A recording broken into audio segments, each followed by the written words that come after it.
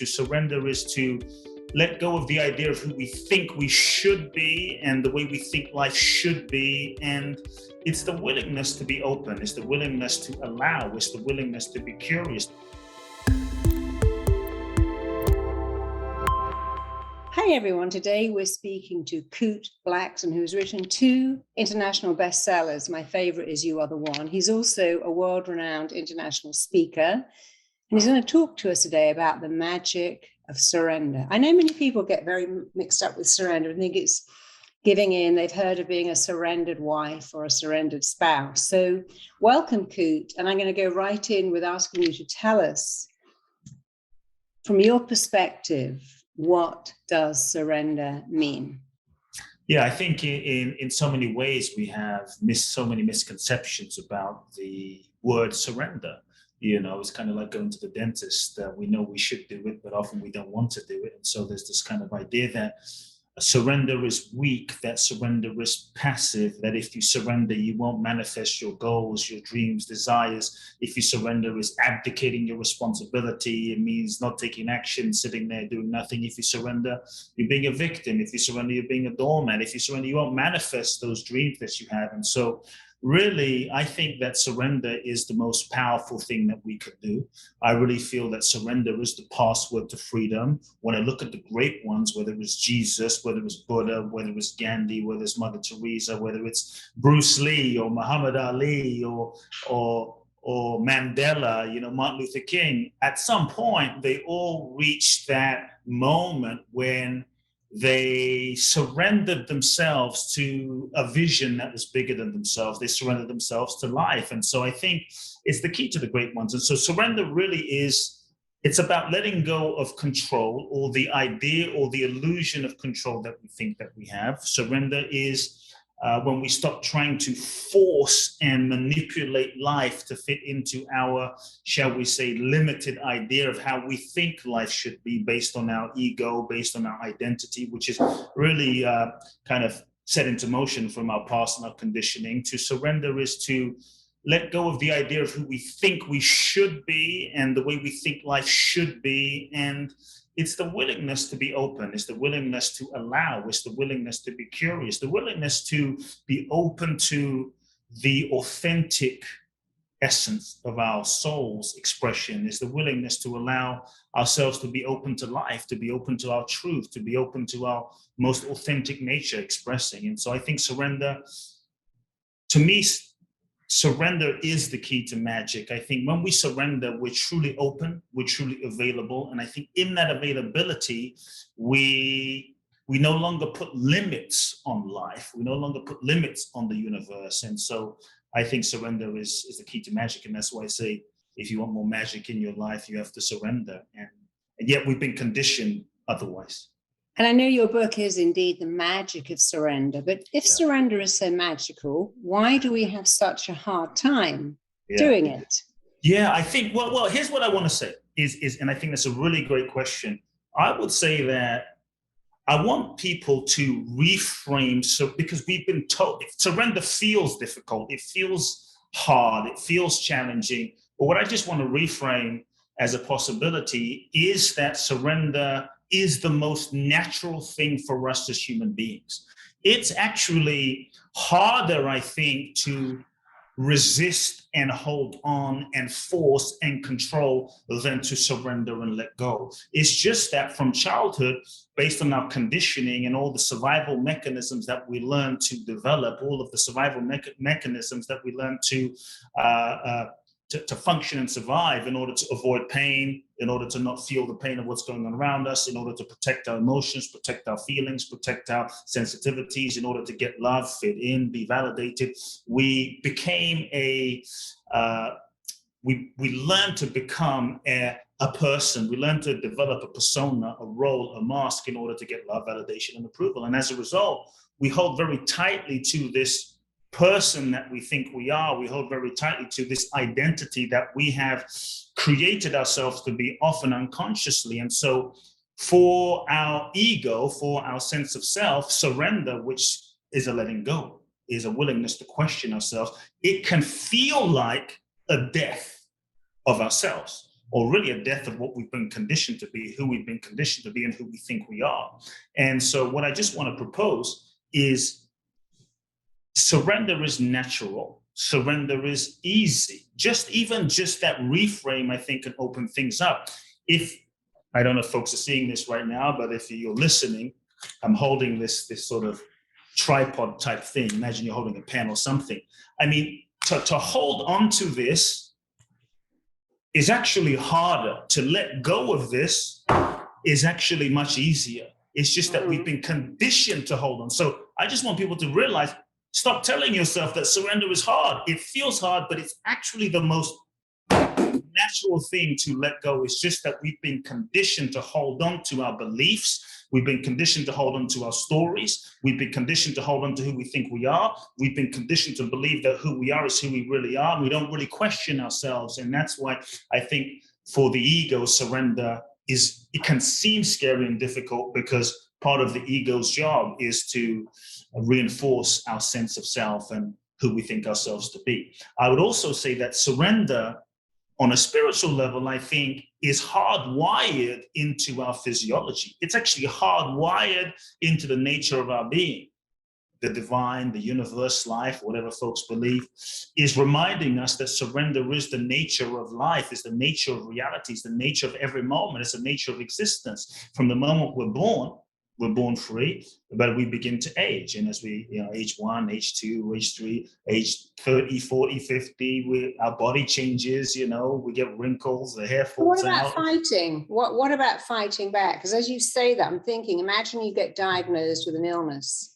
Yes. And you have a choice. Shall I just surrender and accept that? Okay, so I just want to just go into that question with a story, because I had that exact situation with my mother. And that's what inspired the book, The Magic of Surrender. This wasn't the book I thought I was going to write. Tell me the story about your mother. So in 2016, I'm traveling the world on a high with my first book being a bestseller. I get a phone call from my father. He says, your mother's dying of cancer. Now, my mother was the woman I loved the most. She raised me.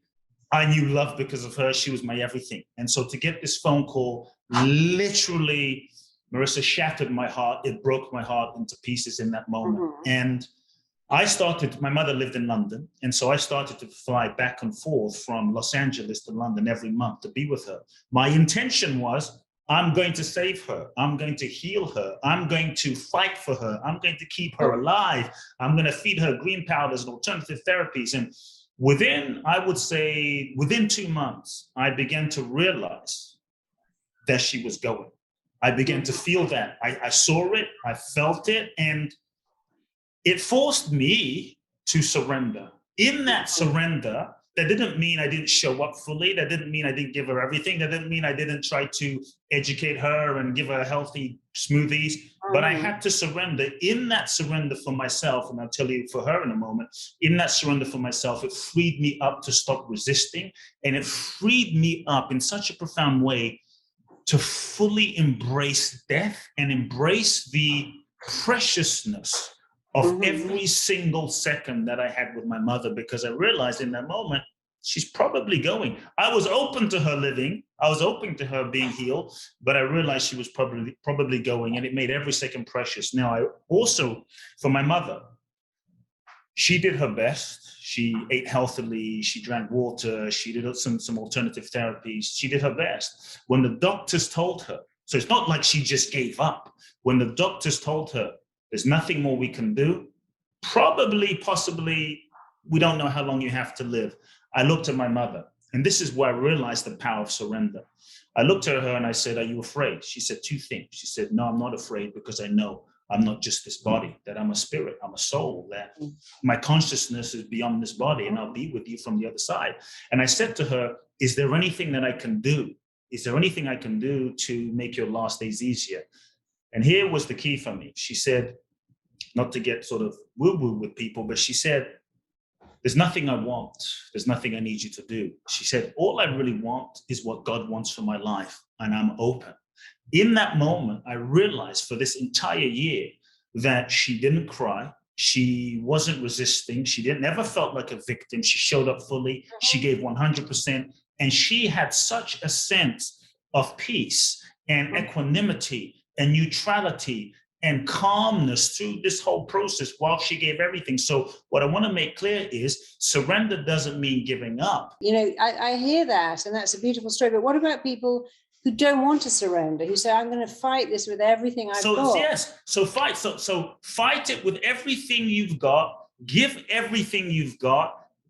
Throw everything at the kitchen sink, because I think when you give 100% of yourself to life, to a relationship, to a situation, it's much easier to surrender. If things don't go according to plan, it's much easier to surrender because there's nothing else you can do. Anytime I've been in a relationship in the past and I have given 100% and it didn't work and I broke up and I left heartbroken, so long as I knew that there was nothing else I could give, there was always, doesn't mean it wasn't painful and heartbreaking or saddening or there was grief, but there was a part of me that always knew there's nothing else I could give. And that brought a level of peace and a level of calmness. And so surrender means give everything, give 100%, and do your best to remain open, knowing that if it doesn't go according to plan or if it doesn't work out, you've given your best and that's all you can do. And that doesn't mean there won't be pain and sadness and grief. Because I think, look, at the end of the day,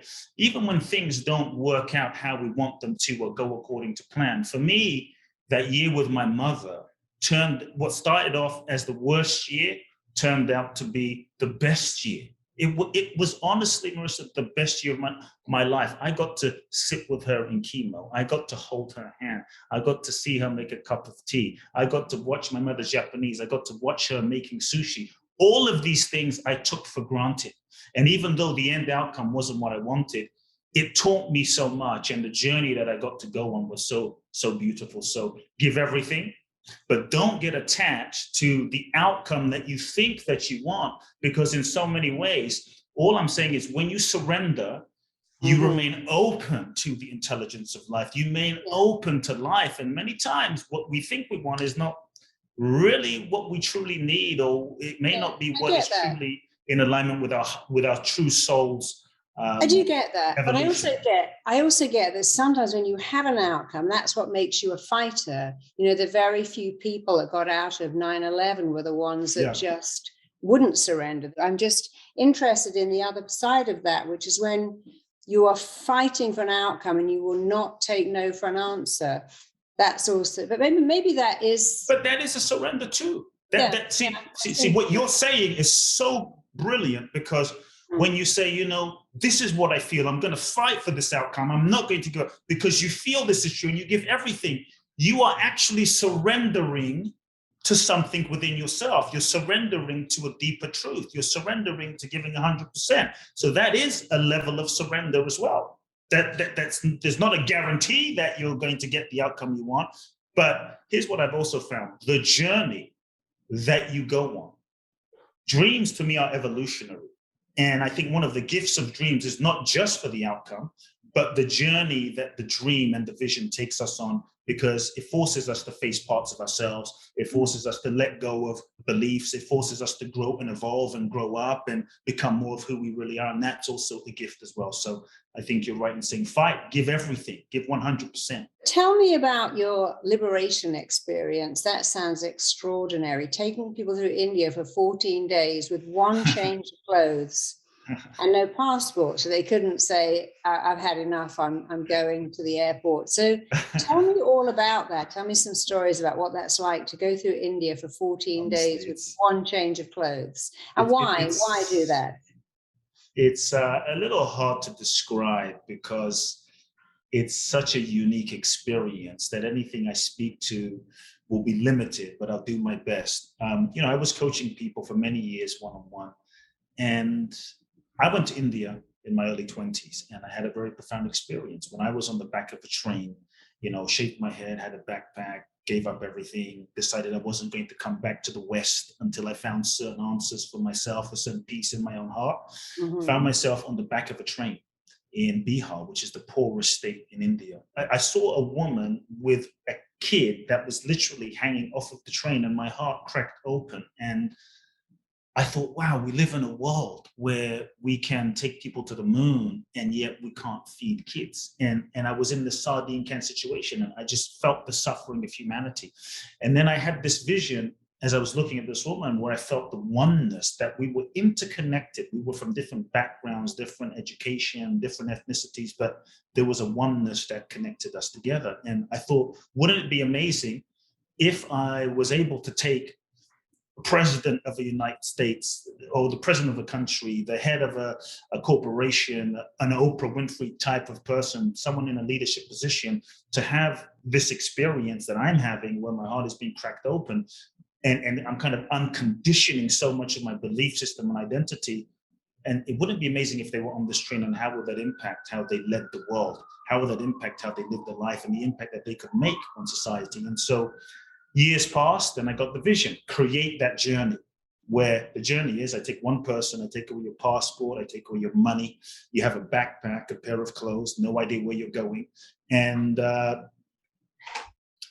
I create a process, and I put my clients in situations of complete unknown. And I put my clients in situations that tend to, India tends to bring up all of one's sort of unresolved patterns and fears and dynamics. And so it became a 14-day process where I take a client to India, and we're on planes and we're on trains. And, in so many ways, it's about really helping people find a sense of real freedom, a sense of freedom that is inside.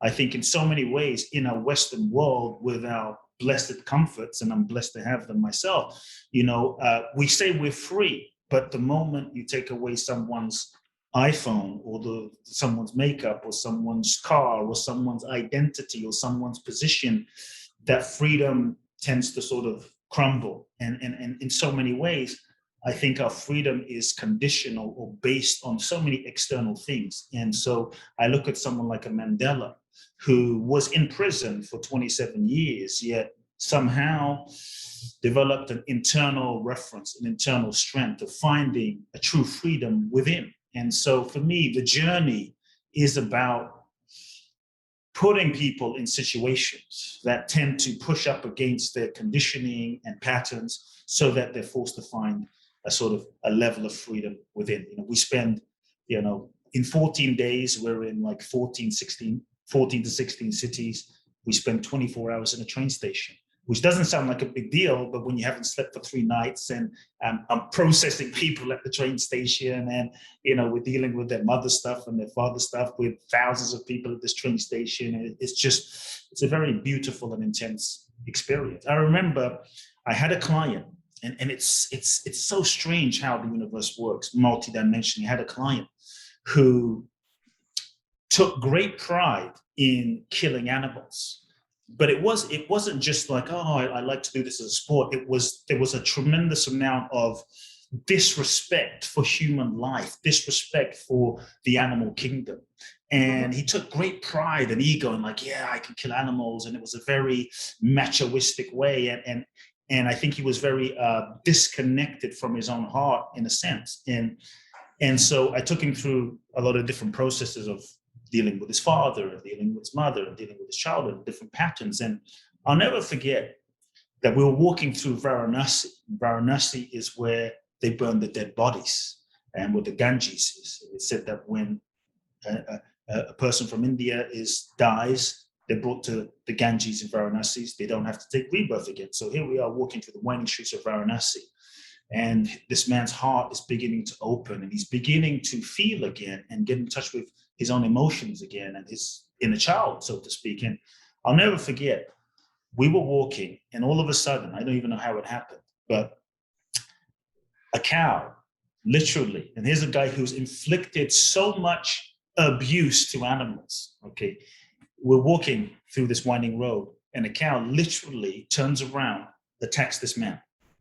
It's a crazy experience. Turns around, attacks this guy, throws him in the air, and we sat there at first in shock, and he's crying, like couldn't believe, feeling like a victim.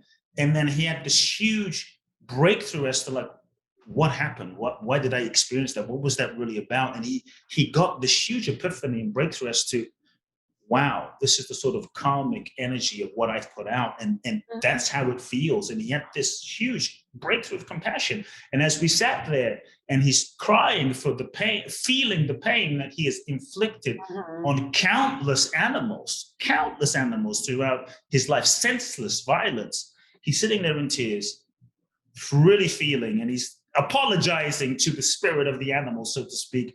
Another cow comes up to him and puts its head on his shoulder. And it was just like this huge, amazing, shall we say, karmic, healing between him and the animals and reconnecting with his heart. Anyway, there were so many amazing experiences that happened on the journey. Sounds like it. So tell me about was it your first book, You're the One, or was that your second book? Yeah, the first book was You Are the One. I'd love to know about that. Tell me why you wrote that and what is the message of that book? Because we're all looking for the one, but as you say, you are the one. You're what you're looking for. So tell our audience all about that. Yeah, I mean, the essence of the book is really in the title. The title is simply You Are the One. And, partly it came from my own life and my own journey of just so people get a bit of background to understand why the title is, I was born in Ghana, West Africa. My father's from Ghana, my mother's Japanese. I grew up in London. My first memories as a young boy in Ghana and London was seeing a crippled woman crawling on the floor. And as she was literally crippled, I saw this crippled woman pick up the sand this man walked on, wiped it on her face and stand up. Week after week, I grew up seeing blind people see and deaf people hear and people stand up out of wheelchairs. And you could say miracles. Now, people say, did that really happen? As a young kid, I saw it with my own eyes, no cameras.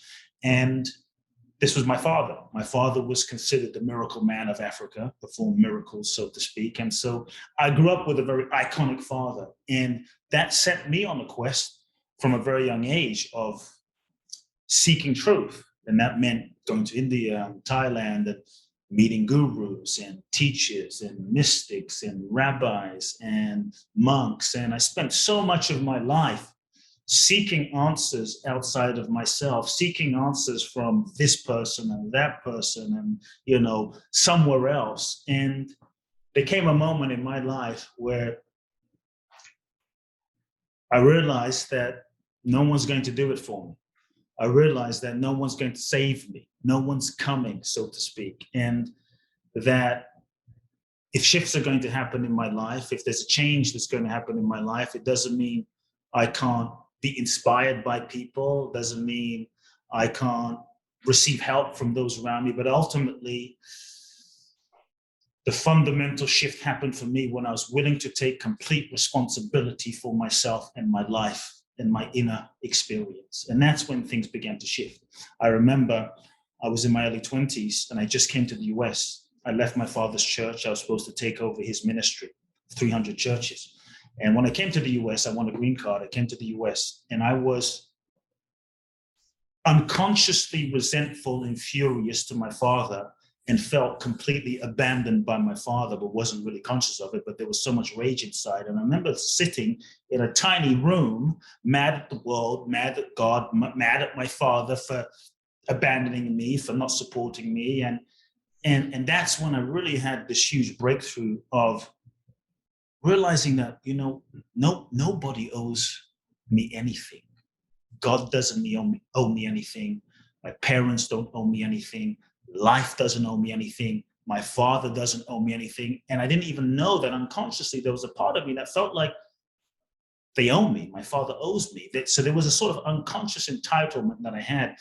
And as I began to become aware of that, something really shifted when I realized that life has given me so much. I've been given so much by life that I'm not even looking at, I'm not appreciating, I'm not acknowledging. My father's already given me so much. And there was a huge forgiveness that I went through in realizing he doesn't owe me anything.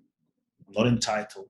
He's given me life and he's done the best that he knew how to do based on his culture, based on his conditioning, based on his upbringing. And so as I went through that forgiveness, it shifted so much. And so for me, I think in our world today, we're often waiting for someone else to do it for us, the guru, the teacher, our parents, some other hero, when I think we all have the power inside of us. And so the book is just a reminder, a simple reminder to inspire people to don't look outside, look within, that we all have the power to change our reality, and we all have the power to make a difference. You know, we all have the power to make a difference by sharing our gifts with the world. And I think in so many ways, we can all make a difference by responding to the need in the moment right now. We can all make a difference. And some of us, we want to do big things and huge things. And it's easy to feel a bit helpless. But I think if we all say, well, if I'm the one, then what can I do right now? If I'm the one, then how can I respond to the need that's right in front of me? How can I serve my community? How can I, exactly as I am, exactly as I'm not, what can I do to make a difference in my life right now? Just starting where we are in the small ways. And so You Are the One is a kind of a inspiration, a rally cry to inspire people to do that. You tweeted something recently that trying to get someone's approval is a form of control, and that if we keep doing that, we're the one that ends up being controlled. Could you talk more about that? Because we're in a world where everyone's checking how many likes have I got, how many comments, how many followers. So when you say that trying to get someone's approval is a form of control, but you're going to end up being the one who's controlled, tell me what you mean by that. You know, I think we spend so much of our time and energy trying to get people to like us. We spend so much of our time and energy trying to get people to validate us and love us. And in doing so, the danger becomes we end up betraying our truth. We end up lying to ourselves. We end up contorting ourselves to be what we think other people want us to be. And in doing so, we lose ourselves. We lose our truth. We disconnect from our own integrity in order to get that love, validation, and approval. And I think when we do that, we end up controlled. When we do that, even when we get the love that we're seeking, deep down, when we receive it, it's never truly fulfilling or satisfying, because deep down we know that if we've had to betray and be someone else to get that the person that they're loving is not really who we truly are.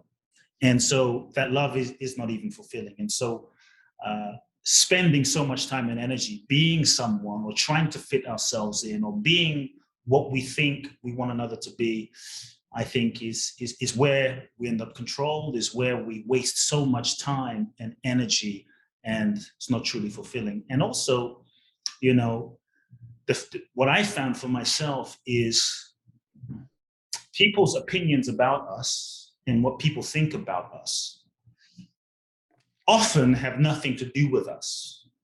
People's opinions about us, and we spend so much time trying to manipulate other people's opinions. People's opinions about us and how people perceive us reflect more about them than it really does about us, because as people see us, often they don't really see us. They're seeing through the lens of their own perception. They're seeing through the lens of their own conditioning. They're seeing through the lens of their own identity, which is structured a certain way based on their own programming. And so often people see us, but they're not seeing us. They're seeing their projection onto us. And so if they don't even see who we really are necessarily, they don't see our true selves, they don't see our authenticity, all the amount of time we spend trying to get someone's validation and love and approval when they're not really seeing us anyway, I think is really futile, you know. And so when we begin to realize that, wow, how people see us and how people perceive us reflects more about them than it does about us. It has nothing to do with me, really, unless we take it on and unless we give it power. I think that can facilitate a deeper understanding and a deeper freedom.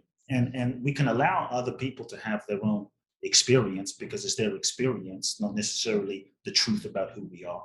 And I think when we can separate the two, there's more freedom. So tell me, you said something else. You say a lot of things that people might think of as controversial. They certainly make you think. You said, honor the people who cause you pain.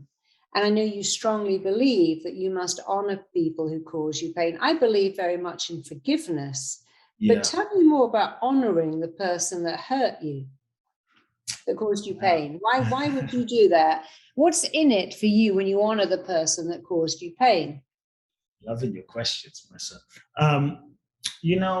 I think in so many ways, the person that causes you pain in certain ways shows you and reveals to you the parts of yourself that you get to heal, the parts of yourself that might be unresolved, the parts of yourself. They show you aspects of yourself. And so when I say honor,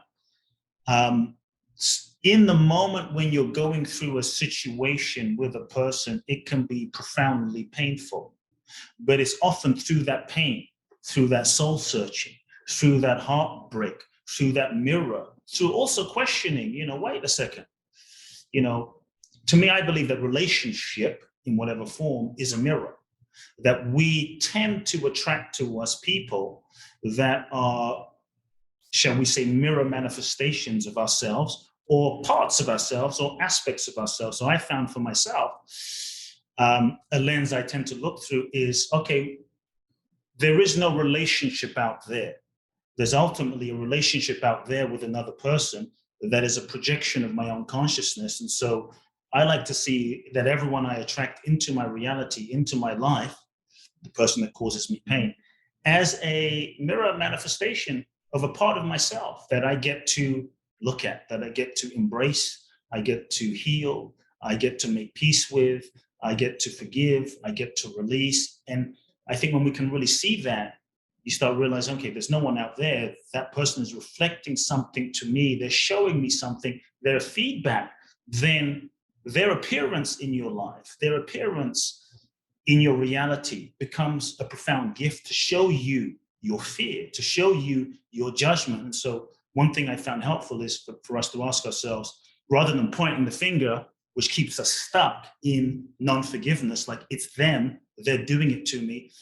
One thing I found that's helped me to shift is asking myself, what is this person reflecting me about myself? What is this person reflecting me about what I believe within my own consciousness? How is this person showing me an aspect of myself? Because we can't control the other person necessarily, but what we can shift and control is our beliefs, is our consciousness. What we can shift is forgiving parts of ourselves and healing those parts of ourselves that might feel unworthy or unforgivable or unlovable. And I think when we do that, either the mirror changes and we begin to attract different people, or we begin to stand up for ourselves and honor ourselves even more, which then allows those people to leave. And so when I say honor, I think honor is just, is a deep, it's like in a play, if life is a play, in the play, you kind of honor each role, each person's role in your life.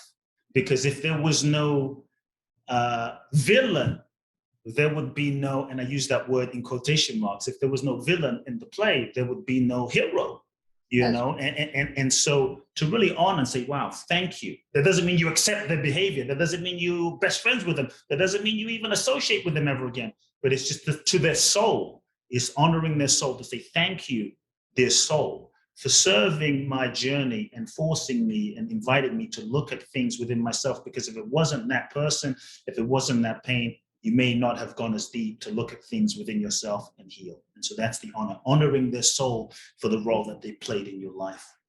So what's next for you? What are you doing next? You've written your 2 books, you've been on the Larry King show and Fox show, and you've been everywhere. What's next? What's next is I'm back in Los Angeles. It's been a real journey. I mean, what I will say is if you ever write a book about surrender, get ready for the journey and get ready for the ride. I'm excited about writing another book. I'm still kind of marinating on what that's going to be. Speaking, doing online courses, growing, inspiring people around the world. Also developing a hotel concept and entrepreneurial ventures in real estate and a wellness hotel that I'm very excited about. Lots of exciting things that I didn't expect, and I think life has a way of surprising us. I think so many of the best things that happen to us are things that we may not have planned with our conscious intention. So before you have to go, I ask all my guests this: if you could give our audience 3 tips to master your own mind. What are your own 3 personal tips that you use or have used to master your own mind? To master my own mind, I would say, number 1, observe your mind and realize that you are not the mind. And just because a thought is in your mind, I'm not this, I'm not that, whatever that thought or story is, just because a thought is in your mind doesn't mean it's real. The other thing I would say, and for me, this has been really profound, is remember each moment that you are going to die. Not as a morbid thing, but just as a reality. You're going to die. Okay. Embrace death. Because I think when we embrace death, it frees us up to get in touch with the preciousness of each moment.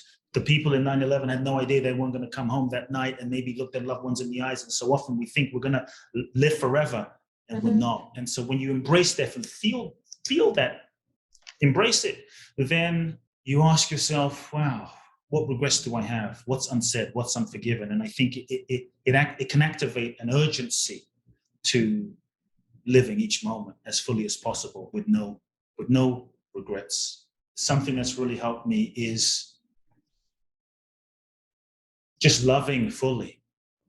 That's what I would say. Real simple. I think at the end of one's life, the only thing we're going to really care about is, did we love or did we not? Yeah, when my mother was dying, the only thing I really cared about was, wow, I wish I had spent more time. So don't underestimate the small things. The small things in life along the journey and along the way to the goals that you want to achieve is life itself. So embrace the small things and love fully along the way. My father's favorite quote was in a Beatles song, and it said, "In the end, the love you take is only equal to the love you make." And I thought that was really lovely. That was always his favorite quote. He had lots of quotes. I loved that. Yeah. Yes, simple. Well, thank you so much for coming on board. Where can we find out more about you? Where can our audience find you? Sure. A couple of ways. www.kuteblackson.com is my main website. Depending on when people listen to this, obviously my new The Magic of Surrender is coming out in paperback, and I'm doing a special online event on May the 7th. They can go to www.kuteblackson.com/reinvent seminar. May the 7th, I'm doing a very special seminar, so people get the paperback, they get to attend the seminar as a gift. Well, thank you so much. Thanks for coming on. We've learned a lot. It's been very interesting, and I shall look out for your new book and maybe join you on May the 7th. Thank you so much. Thanks so much, Marisa. Check out my next video here. Play the only part we've ever known, and then you make that part your own. Or you go, you know what? I think it's time for a new part. I was told I could never, ever have children. My whole RTT training was based on being told I couldn't have a baby.